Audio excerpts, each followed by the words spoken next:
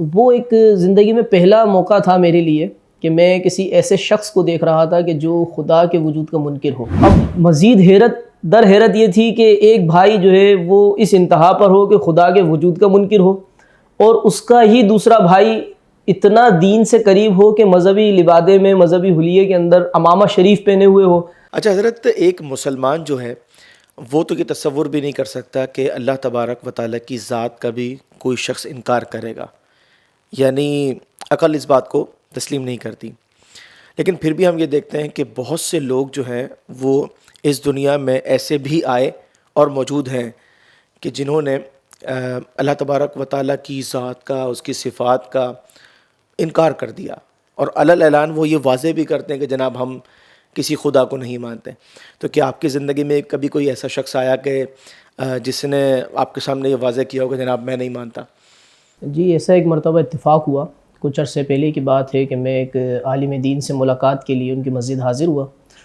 تو وہ اپنے آفس میں موجود تھے، اور یہ عصر کے بعد کا واقعہ ہے۔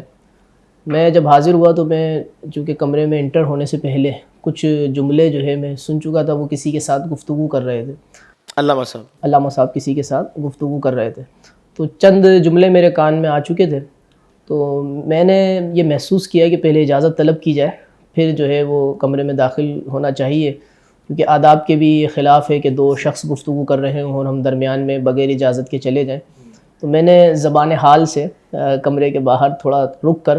اجازت چاہی کہ میں اندر آ سکتا ہوں، تو مجھے علامہ صاحب نے جو ہے وہ اجازت دی کہ آپ تشریف لائیں اور یہاں ان کے ساتھ بیٹھ جائیں۔ اشارے سے انہوں نے مجھے بیٹھنے کے لیے کہا۔ تو میں نے یہ محسوس کیا اس تھوڑے سی دیر کے اندر کہ میرے آنے سے پہلے جو اس شخص کا انداز گفتگو تھا، جس روانی کے ساتھ وہ بول رہا تھا اور جس انداز سے وہ بات کر رہا تھا، تو میرے آنے کے بعد اس کے لہجے میں، اس کے الفاظ میں، اس کے انداز میں کچھ تبدیلی آئی، اور شاید اس نے میرا آنے کو جو ہے وہ پسند نہیں کیا۔ اچھا، وہ تھوڑا محتاط سا ہو گیا گفتگو کے اندر۔ تو میرے تھوڑا سا سمجھنے لگا کہ گفتگو کیا چل رہی ہے، تو مجھے اندازہ یہ ہوا کہ شاید یہ جو شخص ہے یہ کسی اپنے عزیز کے بارے میں کوئی شکوہ کر رہا ہے، شکایت کر رہا ہے علامہ صاحب کے پاس آ کر۔ جی ایسا ہی ہے۔ تو میں یہ سمجھا کہ شکوہ اور شکایت جو ہے کسی عزیز سے متعلق ہے، لیکن جب گفتگو تھوڑی مزید آگے بڑھی اور علامہ صاحب نے کچھ ایسے جملے کہے، تو اس سے مجھے اندازہ ہوا کہ یہ شکوہ کسی عزیز سے متعلق نہیں ہے بلکہ خدا تبارک و تعالیٰ سے متعلق ہے۔ اللہ اکبر۔ تو وہ ایک زندگی میں پہلا موقع تھا میرے لیے کہ میں کسی ایسے شخص کو دیکھ رہا تھا کہ جو خدا کے وجود کا منکر ہو۔ ہم دیگر مذاہب کے ماننے والوں سے تو ہماری ملاقات ہو جاتی ہے، لیکن یہ پہلا موقع تھا۔ اچھا، یہ تھوڑا سا مجھے واضح کیجیے گا، وہ شکوے شکایات کر رہا تھا یا انکار کر رہا تھا؟ وہ انکار کر رہا تھا، اور انکار میں جو ہے اس کے پیچھے ایک شکوے اور شکایت بھی تھی۔ اللہ، یعنی اس نے اللہ تبارک و تعالیٰ کے وجود کا جو انکار کیا، اس کی دلائل وہ یہ دے رہا تھا کہ بھئی اللہ تبارک و تعالیٰ نے فلاں موقع پر مجھے جواب نہیں دیا، یعنی اس کا ذہن یہ تھا کہ اللہ تبارک و تعالیٰ مجھ سے کلام کرے۔ اچھا، تو ایسا اس کا ذہن تھا، اور جب اس کی یہ خواہش پوری نہیں ہوئی تو اس نے اللہ تبارک و تعالیٰ کے وجود کا انکار کر دیا۔ تو یہ پہلا موقع تھا، اور میں نے کسی ایسے شخص کو دیکھا۔ تو بہرحال گفتگو ہوتی رہی، اور تھوڑی دیر کے بعد علامہ صاحب نے اسے اجازت دی اور وہ وہاں سے کمرے سے چلا گیا۔ جب وہ کمرے سے باہر جا رہا تھا تو اس کے نکلنے کے ساتھ ہی، یعنی اس کے نکلتے ہوئے ہی ایک شخص کمرے میں داخل ہوا، اور علامہ صاحب وہ تھوڑا سا ایک ڈیفرنٹ تھا۔ ڈیفرنٹ یوں تھا کہ اس کا حلیہ ڈیفرنٹ تھا، یعنی اس کے اندر ایک یوں سمجھیں کہ کچھ عجیب یوں تھا کہ آپ نے دیکھا ہوگا کہ بسا اوقات بعض لوگ امامہ باندھتے ہیں، اور اگر ان کے چہرے پر حد شرع کے مطابق داڑھی نہ ہو تو کچھ عجیب سا ہمیں محسوس ہو رہا ہوتا ہے، کیونکہ عمومی طور پہ ہم جو دیکھتے ہیں امامے میں اور جو اس حلیے کے اندر ہوتے ہیں تو وہ حد شرع پر ان کی داڑھی بھی ہوتی ہے، یعنی امامہ پہنا ہوا تھا، داڑھی جو ہے وہ حد شرع کے مطابق نہیں تھی، مکمل نہیں تھی، ایک مشت نہیں تھی۔ ٹھیک۔ تو مجھے کچھ اٹریکشن، کچھ عجیب سا مجھے محسوس ہوا، تو وہ کمرے میں تشریف لائے اور اسی کرسی پر جہاں تھوڑی دیر پہلے وہ صاحب موجود تھے وہ بیٹھ گئے۔ اب میں ایک عجیب کیفیت میں ظاہر آ چکا تھا، تو علامہ صاحب نے مجھے یہ تعارف کرایا کہ یہ جو صاحب آئے ہیں یہ اس کے بھائی ہیں جو ابھی کمرے سے گیا ہے۔ اچھا۔ اب مزید حیرت یہ تھی کہ ایک بھائی جو ہے وہ اس انتہا پر ہو کہ خدا کے وجود کا منکر ہو، اور اس کا ہی دوسرا بھائی اتنا دین سے قریب ہو کہ مذہبی لبادے میں، مذہبی حلیے کے اندر امامہ شریف پہنے ہوئے ہو۔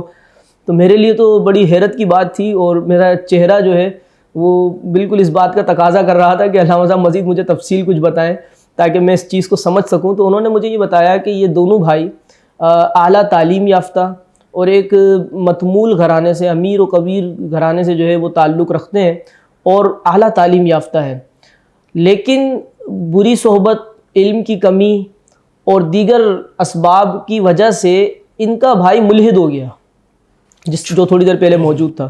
تو اس کے ملحد ہونے سے، اللہ تبارک و تعالیٰ کے وجود کا انکار کرنے سے انہوں نے اتنا اثر لیا، ان پر ایسا اللہ تبارک و تعالیٰ کا خوف طاری ہوا